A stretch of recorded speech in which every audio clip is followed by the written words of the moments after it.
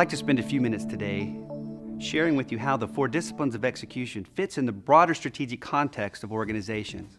At the very beginning of an organization, from its very inception, the first thing you need to do as a leader is to carve out the things that you're going to accomplish.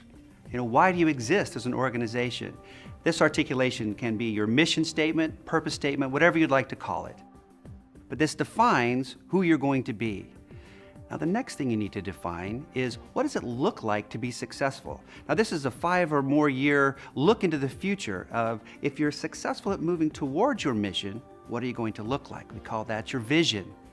Now, those 2 boxes are both aspirational. They're statements of things that you'd like to be. At some point, we need to turn the corner and build our plan on how we're going to get there. That becomes strategy. And strategy is a 3 to 5 year rolling view of the steps necessary to achieve your vision. At Franklin Covey, we look at strategy through 3 different lenses. The first is the stroke of the pen. As a leader, if I've got the authority and the resources, if I sign my name, it happens. You can think about acquiring a company, running an ad campaign, any capital expenditure that you put in place. Those are critical components to achieving a vision. They're just not where the 4 disciplines fit in. The next lens would be the lens of the whirlwind. As a leader, you need to get your arms around this because it's all the time, energy, and effort required just to maintain the organization. I've always been partial to the balanced scorecard.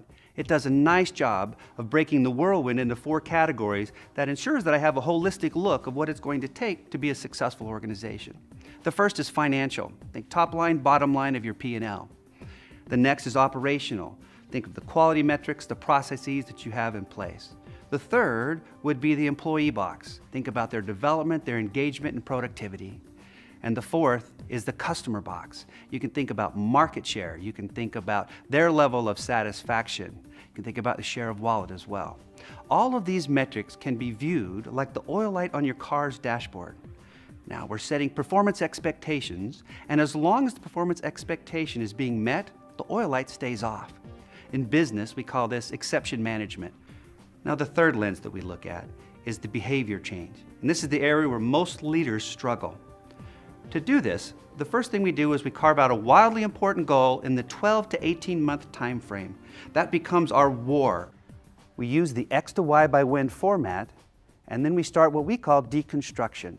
Now, deconstruction answers this critical question. What are the fewest number of battles necessary to ensure that we win the war? We continue that process all the way down the organization until we hit the frontline teams.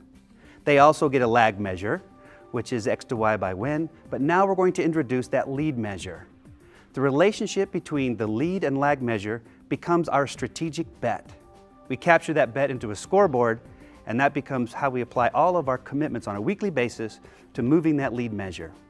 And you can see we draw a tight box around the 4 disciplines because it's tempting as a leader to try and pull everything in from both the stroke of the pen and the whirlwind into this methodology. The 4 disciplines is meant to close a performance gap. It is not meant to run your entire business. Just because we have this new tool doesn't excuse us of running the rest of our organization. That's a quick look of how the 4 disciplines fits in the broader strategic context.